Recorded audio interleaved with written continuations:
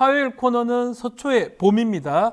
검찰공화국의 심장부 서초동에 봄이 오는 그날까지 본격적인 검찰 관찰하는 토크, 시사 토크입니다. 이현주 변호사, 권영철 대기자와 함께하겠습니다. 안녕하십니까? 안녕하십니까? 안녕하세요.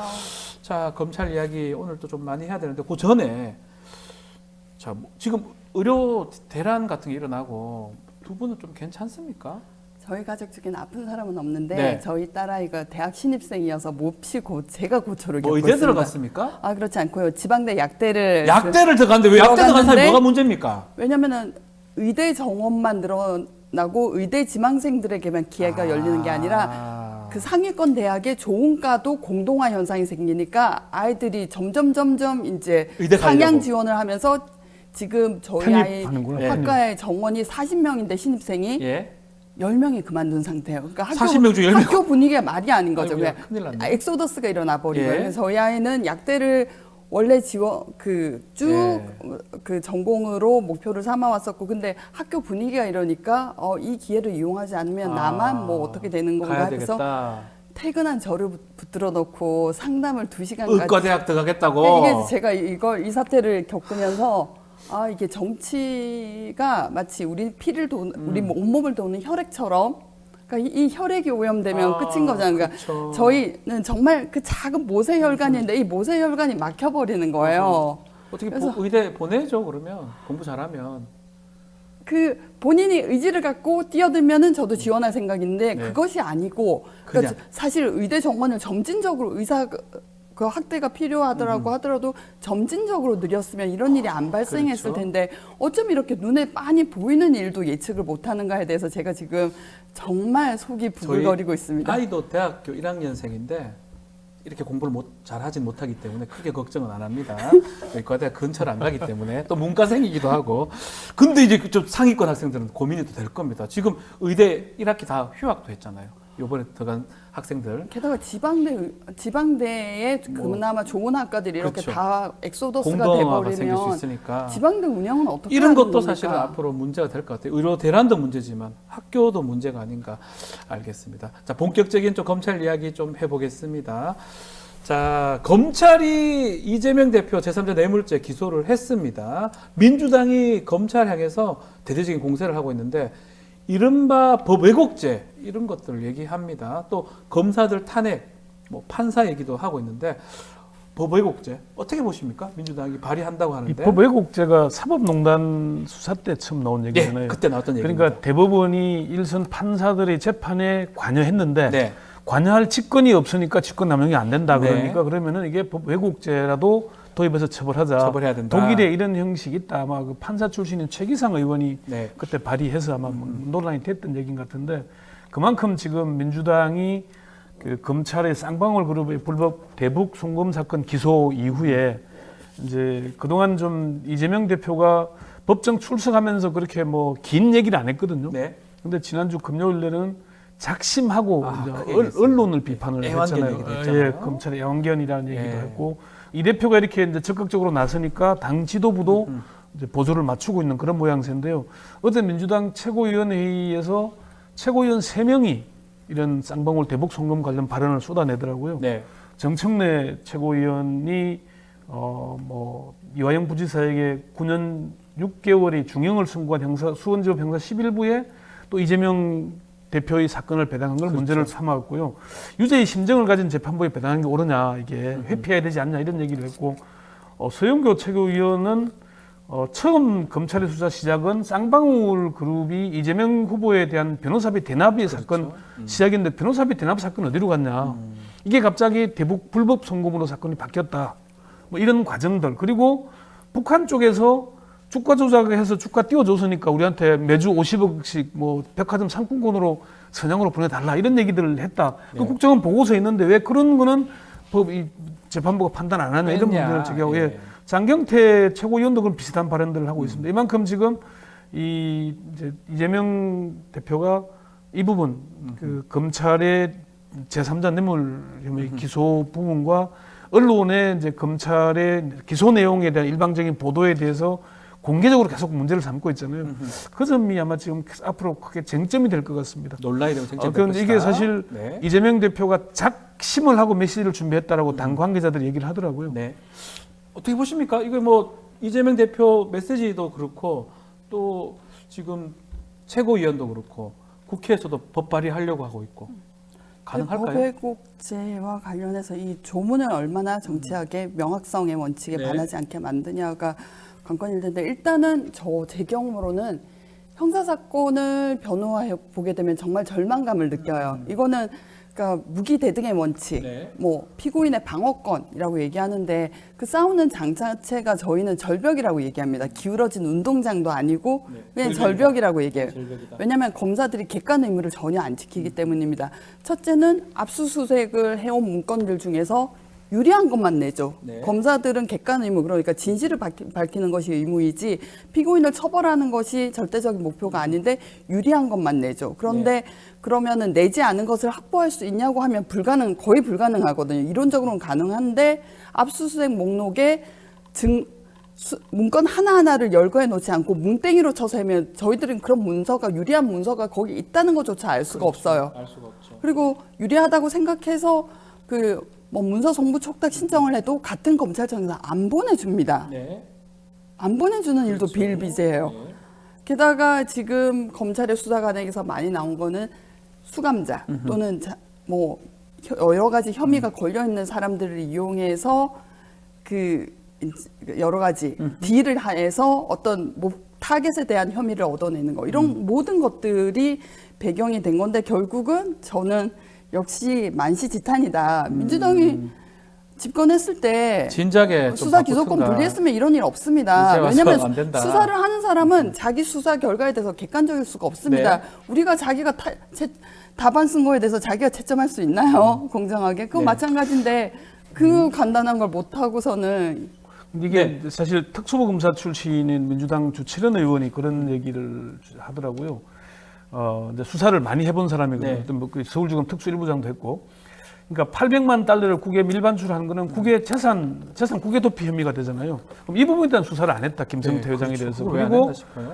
북한 아태평화위원회에 돈 800만 달러가 갔으면은 그 자체가 국가보안법 위반이잖아요. 그러니까요. 저는 그럼 신기해요. 그런 부분들에 대해서는 왜 기소하거나 글로 하지 않- 가고 가다가 찾아내야 되는데 예. 처음부터 딴 길로 갔던 것 같아요. 그 안부수 공소장에는 왜 쌍방울 그룹 주가 조작이라고 해놓고 지금에 와서는 왜 그 이재명 대표의 방북 대가고 제3자 뇌물죄가 되는 거냐. 네, 그렇죠. 여기에 대한 설명이 제대로 안 되고 있다. 그러면 쌍방울 기업이 왜 돈을 100억이라는 큰 돈을 투자할 경우에는 얻는 이득이 있어야 되잖아요. 그렇죠. 그 이득이 뭐냐, 뭘 보고 했냐. 네.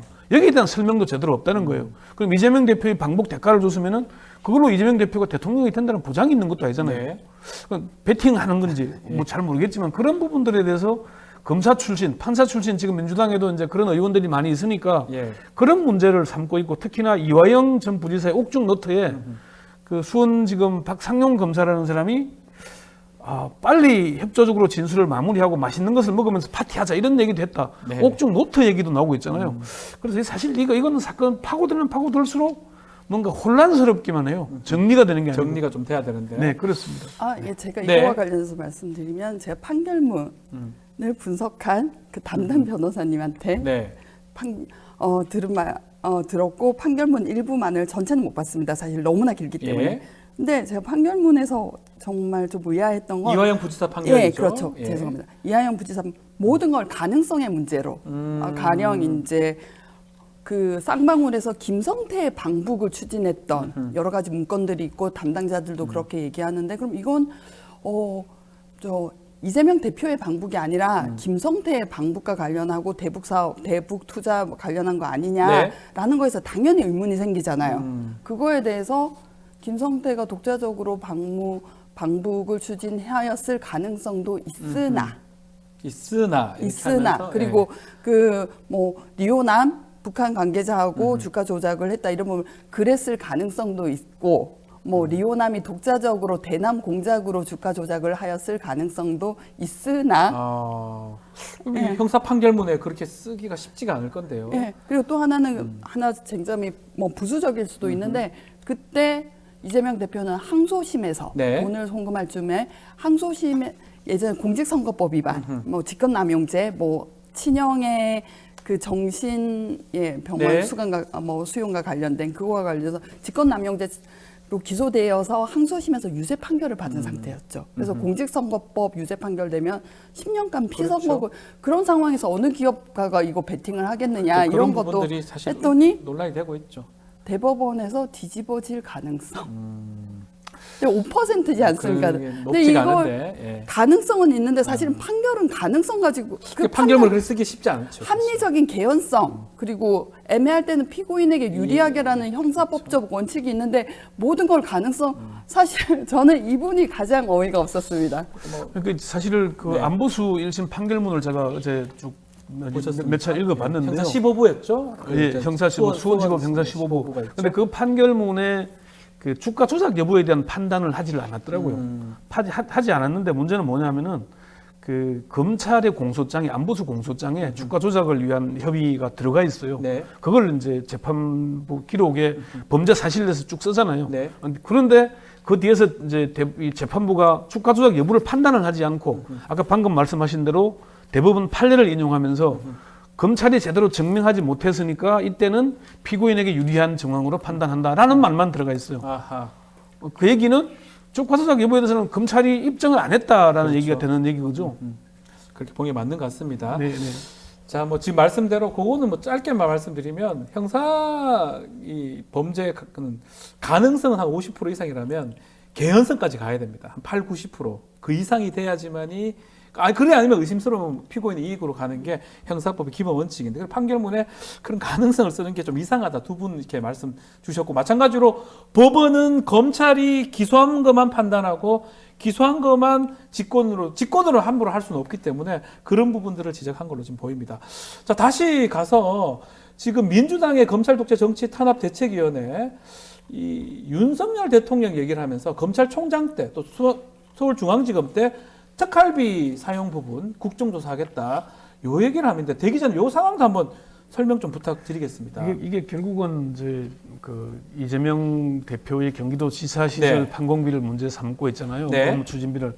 그러니까 그에 대한 이제 반작용이고 이 뉴스타파가 시민단체와 함께 크게 분석을 해서 문제가 크게 됐는데 계속 보도되고 뭐 예. 재판도 했는 걸로 알고 있는데요. 근데 검찰 특활비 사유 의혹으로 윤 대통령과 한동훈 네. 전 이제 비대위원장 고발도 했고요. 네. 근데 사실은 문제는 이게 뭐냐면은 검찰의 특수활동비 윤석열 대통령이 서울중앙지검장 검찰총장 시절에 특수활동비를 집행하던 사람들이 다 네. 지금 대통령실로 용산에 있습니다. 그러니까요. 거기 다 이런 가 문제 지금 대검 사무국장을 지낸 복두규 대통령실 인사기획관, 대검 운영지원과장을 지낸 윤재순 대통령실 총무비서관, 네. 이 사람 검찰 특수활동비 관리하던 사람이죠.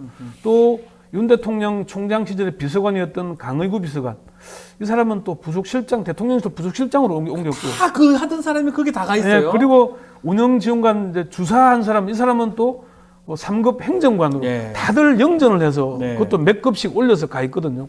그러면은 그 방식 그대로 지금 대통령실도 대통령의 업무 추진비 뭐 이거 다 이렇게 쓰는 거 아니냐. 네. 이 얘기를 사실 지적하고 싶은 얘기인 거죠. 그러니까 지금 이제 작용과 반작용인데 김정숙 여사의 문제를 삼니까 그러면은 지금 윤 대통령이 해외 순방 다니면서 윤 대통령과 우리 김건희 여사가 사용하고 있는 이 돈은 어디서 나왔느냐. 그렇죠. 예산 따지게 될 것이고 예. 정치가 그러니까 끊임없이 서로를 공격하는 예. 이런 요게 나오면 요걸로 반박하고 이렇게 해서 그 문제를 푸는 게 아니라 다른 문제를 제기해서 이슈를 덮어가는 이런 덮고. 과정들이 끊임없이 제기되는데 이 부분도 그런 문제를 제기하고 있는 것 같긴 합니다 지금. 그 지금 말씀대로 아마 민주당에서 얘기는 검찰총장 중앙지검 시절에 특활비 그만 마음대로 썼으니까 대통령실에서도 마음대로 쓰고 있는 거 아니냐 막 이런 주장을 하고 있는 것 같아요. 어떨까요? 뭐 지금 그러다 보니까 막 계속 문제 제기하고 또 방어하고 또 문제 제기하고 이런 상황으로 보이긴 하거든요. 근데 전반적으로 국정 운영에 대해서 네. 여러 가지 의심을 가지고 사실 돈 문제뿐만은 아니죠. 네. 왜냐하면 최초에 청와대에서 용산으로 집무실을 옮길 때부터 네. 너무 즉흥적으로 급박하게 이루어졌고 그러면 그 굉장히 보안이 중요한 조직인데 거기에 관해서 그 뭐 인력이라든지 여러 가지 시스템으로 해서 안전을 했느냐부터 뭐 양평까지 모든 국정 운영에서 저희가 의심의 눈초리를 던질 수밖에 없는 상황이지 않습니까? 네. 그래서 그거와 무관하지 않다고 봅니다. 저 예전에 모스크바에 그 미국 대사관을 새로 지을 때 그건 인부들을 그 신원 조회를 다 하고 그리고 들여오는 자재에 도청 장치가 숨겨져 있는지 하나하나 스캐닝을 하면서 10년 만에 그 모스크바 주미 대사관을 새로 건축을 합니다. 근데 우리 뭐 용산은 그거보다 못한가요? 그래서 네. 이 모든 국정 운영이 졸속으로 즉흥으로 이루어지고 있으니까 이거 돈도 투명하게 집행하고 있느냐라는 데 대해서 의심이 생기는 건 당연하다고 생각합니다. 네, 문제가 지금 된다. 자, 이런 말씀으로 보입니다. 그러다 보니까 서로 문제를 제기하는 걸로 보이고, 자, 요것도 한번 짚어봐야 될 것 같습니다. 이 검찰 수사 관련해서 최근에 윤석열 대통령 그 명예를 훼손한 혐의, 좀 시간이 좀 오래 되긴 했는데 김만배 씨하고 신학림 전 언론노조 위원장입니다. 구속영장을 청구를 했습니다. 어떻습니까? 어제 했어요. 9개월 만에 사건은 일어난 지가 꽤 됐는데 예. 어떻게 봐야 됩니까, 대 기자님? 명예훼손죄 구속영장이다. 그게 사실 좀 언론에 대한 입틀막이 사실 좀 보도를 좀 못하게 막는 네. 효과들, 저도 그런 경우를 많이 당하는데 지금 언론 보도에서 방송에서요, 김건희 여사 모녀가 도이치모터스 주가 조작으로 23억 가량의 이득을 봤다는 네. 검찰 의견서 보도를 하면은 계속 방송 심의에 겁니다. 후운데 뭐 틀린 얘기인가요? 법정 제재를 아니 검찰의 공문서에 나와 있는 그러니까요. 내용이고 틀린 얘기가 그 아니니까요. 정권 그래소가 분석한 거잖아요. 예. 그럼 그 내용을 보도하는데도 입증이 안 됐다는 뭐 그런 내용을 지금 전화 온 거 아닙니까? 보도한다고. 지금 여기서 말하는 실시간으로 바로 전화 온거 아닙니까? 감시당하는 네, 지금 네.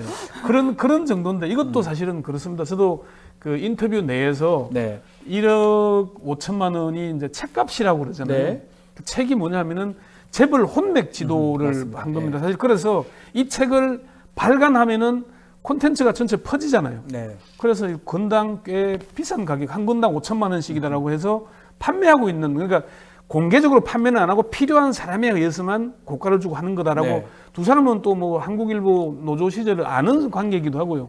근데 이거를 검찰은 조사의 대가라고 가고 있는데 왜 검찰의 특수수사의 문제가 뭐냐면은 범죄 입증이 안 되더라도 아까 말씀하신 대로 일단 기소하고 보는 겁니다. 네. 기소하면은 계속 법정 불려 다녀야 되고 영장 쳐서 기각되더라도 사실 이게 이재명 대표의 지금 대북 송금 문제도 영장 쳤다가 기각된 사건이잖아요. 네, 맞습니다. 한참 뒤에서 지금 기소하는데 그것도 1심 재판 딱 기다렸다가 기소하잖아요.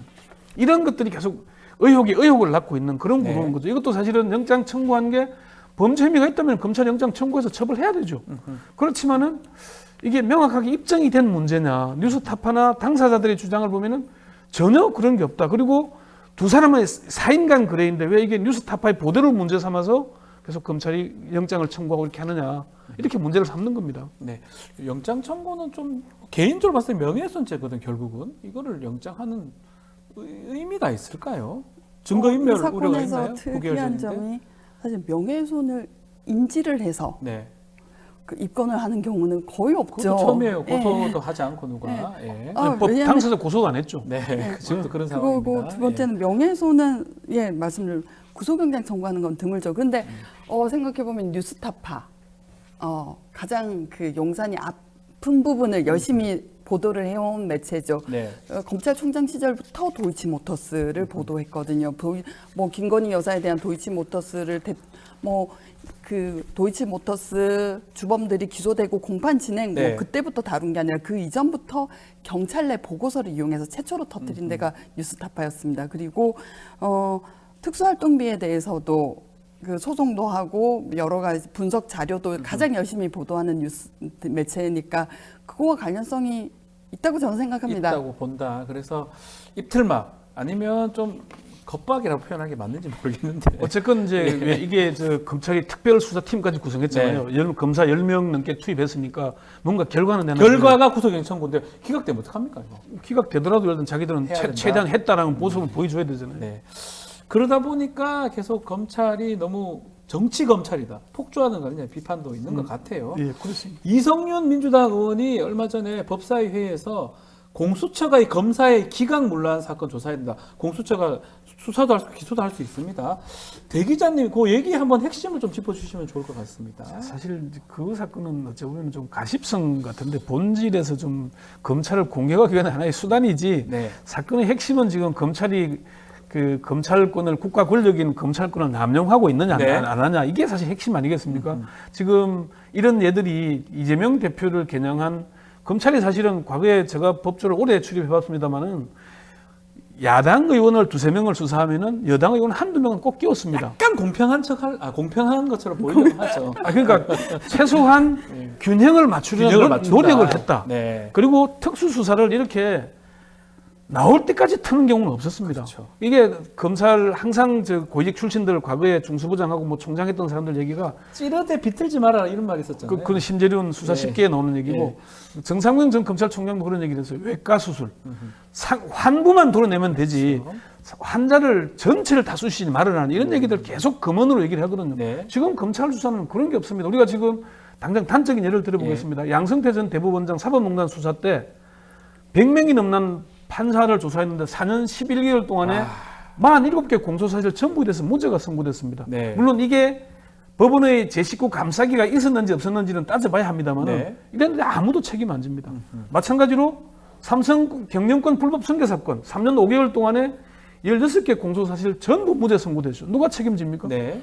이 수사 책임자가 윤석열 서울중앙지검장 한동훈 3차장이었어요. 네. 사과 한마디 안 하잖아요. 이런 방식의 수사가 과연 옳으냐.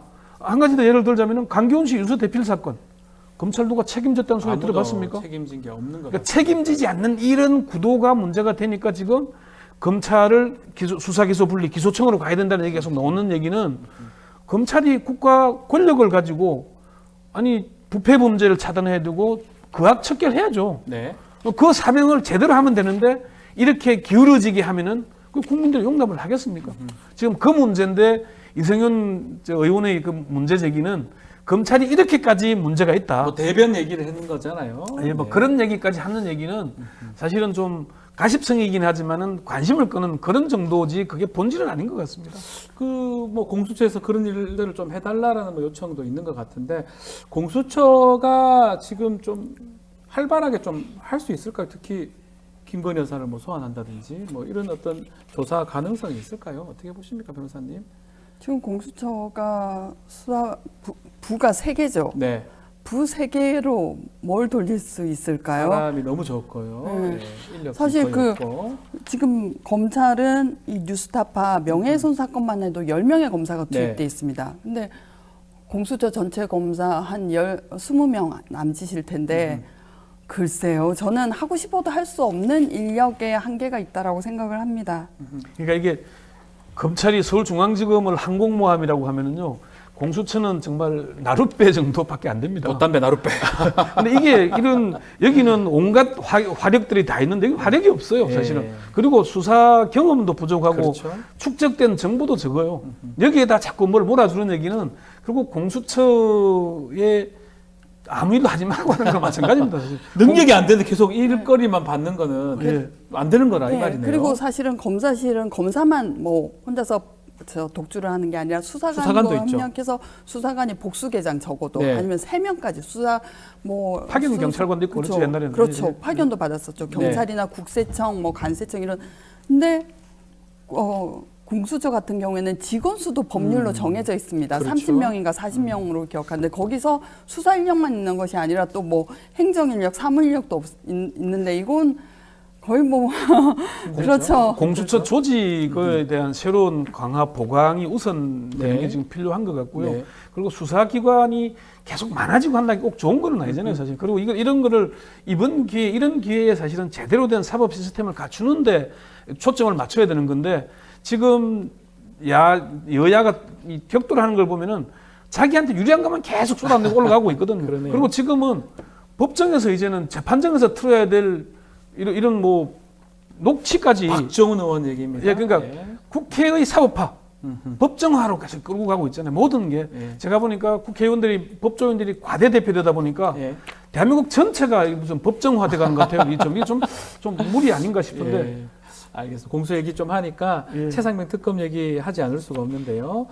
민주당이 지금 청문회 증인을 지금 부르기로 했고 21일입니다. 임성근 사단장, 유재현 법무관리관 등등은 지금 출석을 하겠다라고 밝힌 상황입니다.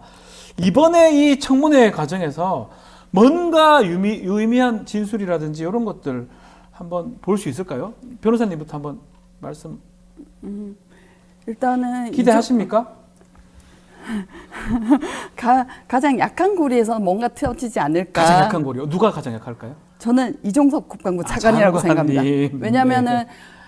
기록 회수에 대해서도 자기가 독자적으로 결정한 거다라고 네. 했는데 여러 가지 그 반대되는 네. 증거들이 뭐 통화 기록이라든지 쏟아진 상황에서 뭐 이분이 결단을 하면은 진실을 털어놓을 수 있다라고 생각하고, 그리고 유재원 법무관리관도 좀 유재원 법무관리관도 약해 보였습니다. 뭐또 진술도 딴 데서 너무 많이 했어요. 그래서 다른 얘기하기가 쉽지가 않을 거다. 그래서 저는 네. 이게 뭐 최상병의 억울한 죽음도 있고 우리나라 이렇게 징병을 하면서 뭐 사병들을 위해서 그렇죠. 안전을 확보해주지 않는다는 건 국가가 너무나 무도한 거라고 생각합니다. 그리고 네. 게다가 또 마음 아픈 부분은 억울한 죽음을 그 진상을 밝히려고 했던 박정훈 대령이 항명죄로 재판을 받고 있는데 그렇죠. 이거 어떡할 겁니까? 예. 그래서 역시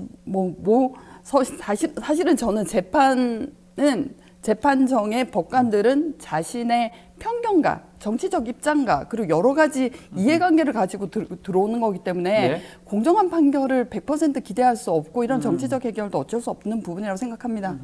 자, 뭐 이게 사실 2016년 우리가 국정농단 청문회 때 보셨잖아요. 예, 기억나요. 그런 게 재현될 수 있을까 하는 뭐 문제가 이재용 있고. 회장들 뭐 나왔을 때 예, 재벌들도 나오고 근데 나왔는데 뭐 이제 그때 지금도 이제 그러면은 사실은 이 청문회를 하면은 야당이 계속 보이콧만 할 수 있을까 하는 것도 지켜볼 대목인 거고. 여당이 여당이 사실은 그 방치했다가 새로운 진술들이 나오면은 큰일 나는 거죠. 갈 일이 없잖아요. 그러니까 이게 좀 그런 문제가 있는 것 같고, 사실은 오늘 시간에 저 문제는 꼭 좀 사실 다뤄보고 싶었는데, 예, 시간이 없긴 하지만 짧게도 그 이재명 대표가 그 법정 출석하면서 얘기했던 애완견. 왜 그 검찰의 애완견 얘기했는지 그 얘기를 한번 들어보시고 마무리 그러면 발언하시면. 요거 예. 저희가 영상이 하나 있기 때문에 짧게라도 영상 한번 좀 틀어주시면 영상 보고 요 질문도 한번 드려보겠습니다. 이재명 대표 발언 한번 보여주십시오. 왜 언론이 입법, 사법, 행정의 부금가는 제4부로 존중받고 보호받겠습니까? 여러분들이 진실을 보도하고 국가기관의 권력 남용을 억제하는 그런 순기능을 하기 때문에 헌법과 법률에 의해서 보호하고 여러분들을 존중하는 것입니다.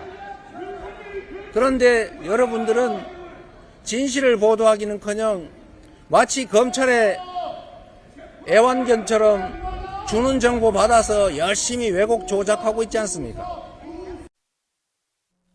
자, 애완견 발언. 이거 발언 때문에 사실 연일 논란이 되고 있는데 대 기자님 어떻게 보고 계십니까? 사실 그 이재명 대표가 왜 저렇게까지 발언을 했는가에 대해서 취재를 좀 해보니까 사전에 이제 이게 검찰과 언론의 보도 형태 이런 거를 검찰의 기소나 이런 부분들에 상당히 불만이 많다 그래요. 네. 토로 사전에 준비를 했고 이제 요 검찰의 애완견 발언은 이재명 대표가 즉석에서 한 걸로 이제 민주당 관계자들은 설명을 하더라고요. 예. 사실은 이재명 대표가 이렇게 얘기함으로써 이슈가 부각된 점은 분명히 있어요. 그런데 애완견 발언을 하고 나니까 왜 했는지 그 본질은 사라지고 애완견만 남았어요. 애완견만 남는 겁니다. 지금 전 이 종편이나 보도들 쭉 찾아보면은 애완견 가지고 언론에 대한 탄압이다, 언론에 대한 이재명 대표의 언론과 이런 것만 문제 삼고 있거든요. 네. 사실은 언론들이 좀 반성해야 될 부분이 분명히 있긴 합니다. 네. 언론이 본연의 기능인 권력자에 대한 비판과 감시 역할을 제대로 하고 있는지,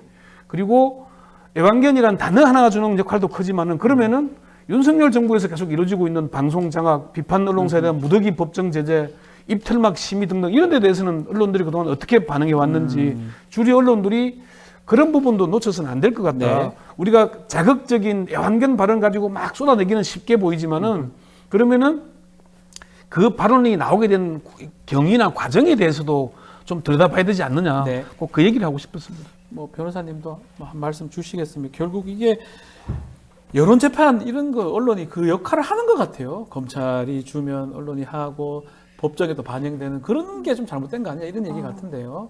그렇죠. 일단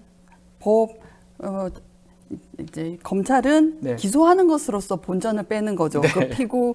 피의자를 뭐 포토라인에 세우고 이미 이미 여론 재판으로 유죄가 낙인 찍힌 채 법정에 가는 겁니다. 그러면은 법원도 사실 몇 개월 동안 언론에서 뭐 그렇죠. 나쁜 놈이라고 했던 거를 도배해 놓은 사람을 그 무죄를 쓰기가 손이 떨릴 것 같아요. 않죠. 왜냐하면 사람은 뭐 맞습니다. 완벽하게 저울의 그 0점을 유지할 수 있을까요? 네. 이 점을 좀 너무 자극적인 말로 예. 하셨지만 생각해 볼 점은 있다고 생각합니다. 예, 알겠습니다. 자, 오늘 말씀은 여기까지 듣겠습니다. 서초해봄 권영철 대기자, 이현주 변호사와 함께했습니다. 두 분 말씀 감사합니다. 수고하셨습니다.